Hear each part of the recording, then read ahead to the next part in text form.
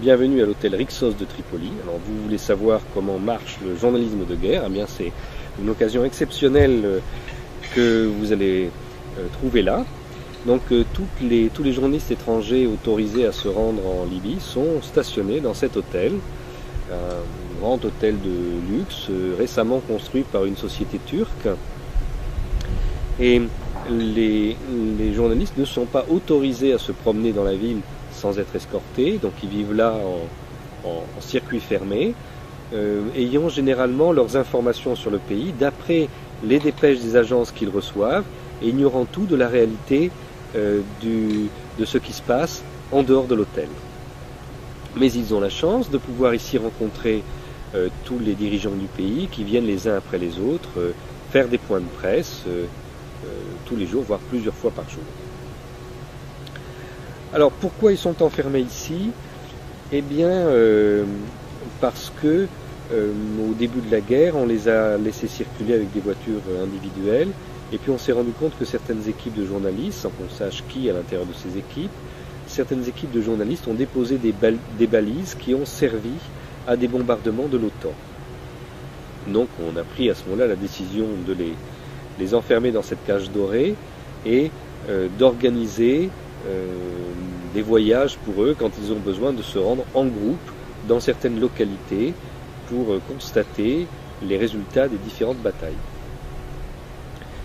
Vous vous demandez probablement comment ça se fait que dans une période comme celle-ci, il y a tant de mensonges dans les médias. Comment se fait-il que des gens, journalistes professionnels, viennent vraiment de manière délibérée mentir devant la caméra au cours du conflit? Alors, pour comprendre ça, il faut se remettre dans le contexte. Bon, ici se déroule une guerre qui est absolument fondamentale pour l'avenir du continent noir dans le siècle suivant. Donc toutes les puissances du monde veulent avoir des agents sur place. Et toutes les puissances qui sont engagées dans le conflit veulent trouver un moyen de justifier leur engagement auprès de leur opinion publique. Cela veut dire que par rapport au nombre de places disponibles dans cet hôtel, il n'y en a pas assez pour recevoir les agents de tous les services secrets qui voudraient être présents ici. Donc il y a une compétition entre eux pour pouvoir glisser leurs informateurs. Vous comprenez bien que dans ces conditions, il est irréaliste de penser que une équipe de télévision puisse venir ici sans être composée d'espions. C'est simplement irréaliste. Alors une équipe de télévision, c'est composé habituellement de 3 personnes. Donc vous avez celui qui a une belle gueule et qui parle à la télévision. Donc ça d'habitude c'est un journaliste qui a un long background derrière lui, qui connaît un peu les sujets. Alors si c'est un Français par exemple, il aura fait l'Institut des hautes études de la défense nationale, on lui aura proposé cette formation parce qu'on l'aura remarqué comme étant un journaliste compétent, et puis au cours de cette formation, il aurait été approché soit par la DGSE, l'enseignement extérieur, soit par le renseignement militaire. Et puis il aura pris l'habitude, au cours des différents conflits qu'il est amené à traiter, il aura pris l'habitude de faire passer de l'information quand on le lui demande. À côté de lui, il y a ce qu'on appelle le producteur. Donc c'est la personne qui s'occupe de la logistique. Alors ça, en général, ça c'est le militaire, proprement dit. Donc là, c'est un officier de renseignement militaire qui s'est doté d'une carte de journaliste la veille au soir et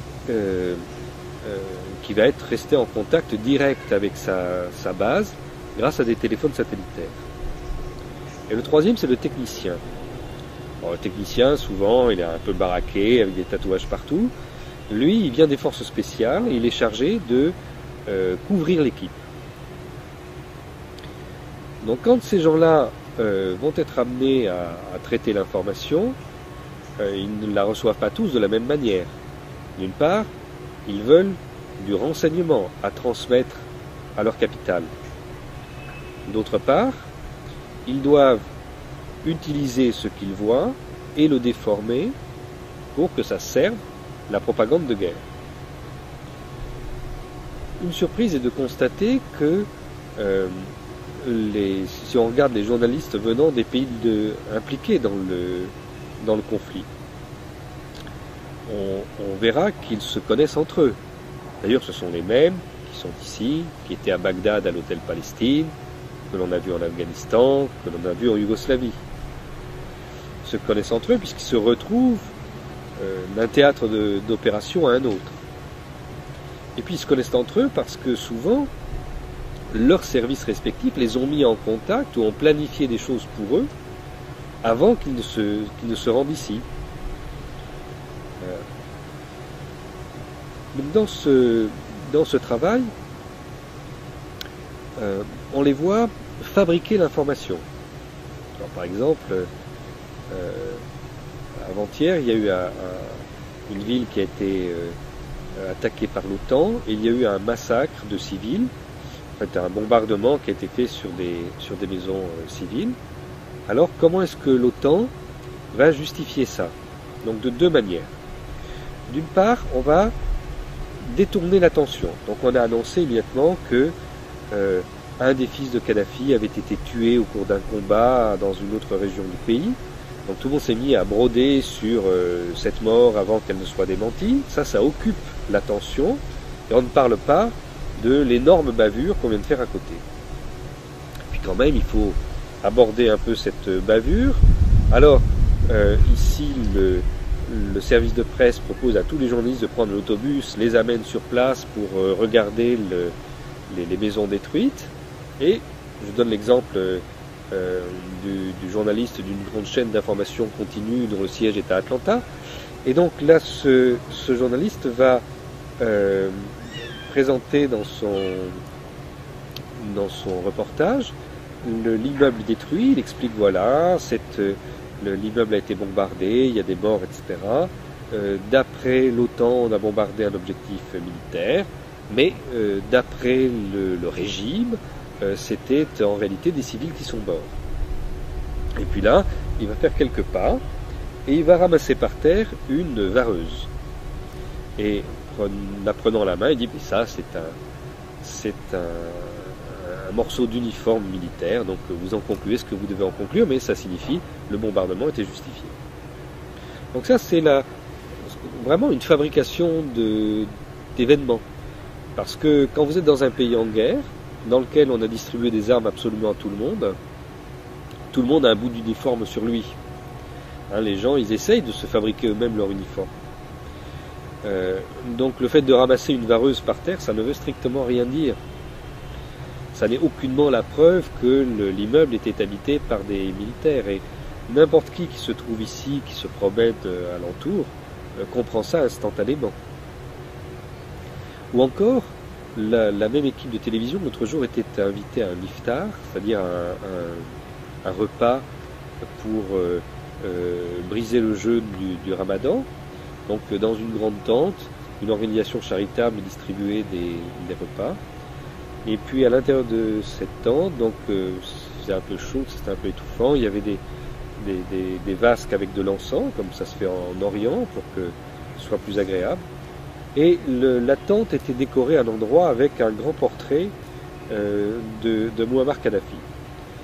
Alors les gens de CNN, toujours eux, ont pris cette vasque d'encens, ils l'ont placée devant le portrait du leader, et puis se sont installés pour faire des images donnant l'impression que un culte est célébré à la personnalité de Mouammar Kadhafi. Donc après on va pouvoir faire un reportage en brodant sur le délire du culte de la personnalité et tout ça.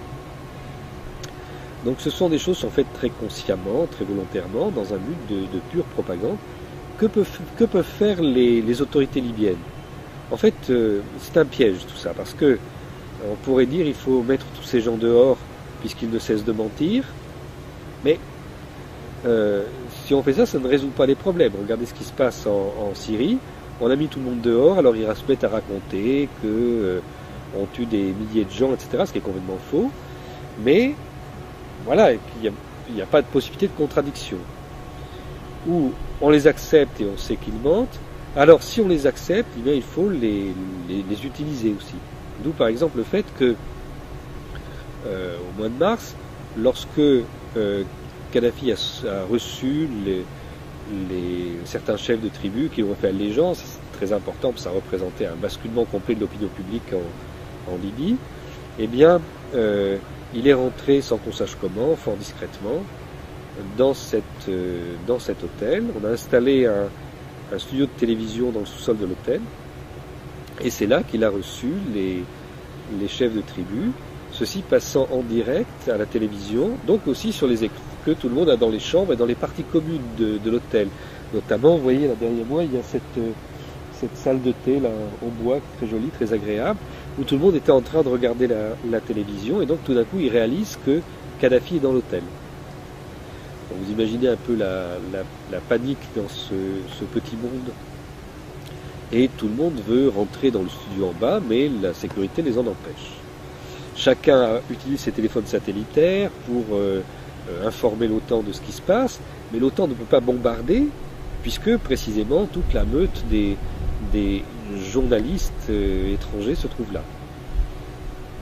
Lorsque l'entretien a été terminé, Muammar Kadhafi est sorti dans le hall de l'hôtel pour les provoquer un peu. Il est revenu dans le studio, et là, il a disparu. Personne ne sait comment il est sorti de l'hôtel. Et pour vous dire comment ça s'est passé, le lendemain, on a retrouvé deux journalistes, dont un journaliste d'un des plus grands quotidiens américains, qui se trouvait pieds nus dans le sous-sol de l'hôtel, à marcher sans faire de bruit, avec dans les mains un système à ultrasons pour tester les murs, parce qu'il était à la recherche d'un éventuel souterrain qui aurait pu permettre à Kadhafi de sortir sans être vu de l'hôtel. Vous admettrez que le fait d'avoir ce genre d'engin dans les mains n'est pas exactement ce qui est nécessaire pour un journaliste de presse écrite. Donc ça c'est l'ambiance d'ici, et ceci parfois se fait avec une certaine tension, parce que il peut se faire que tel ou tel journaliste soit connu comme ayant des responsabilités importantes dans le service de renseignement pour lequel il travaille. Il peut se faire qu'il y ait des rivalités entre des services de renseignement, et tout ça parfois se crispe et pourrait dégénérer.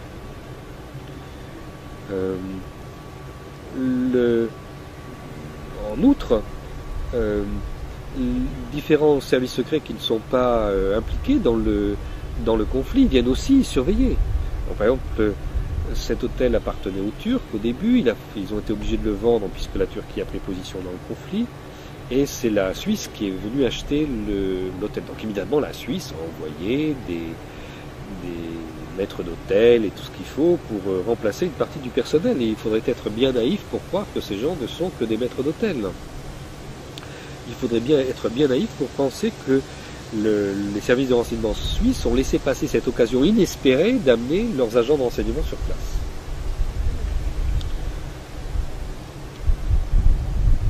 Je ne sais pas comment il faut terminer. Mais... Ouais, c'est bien.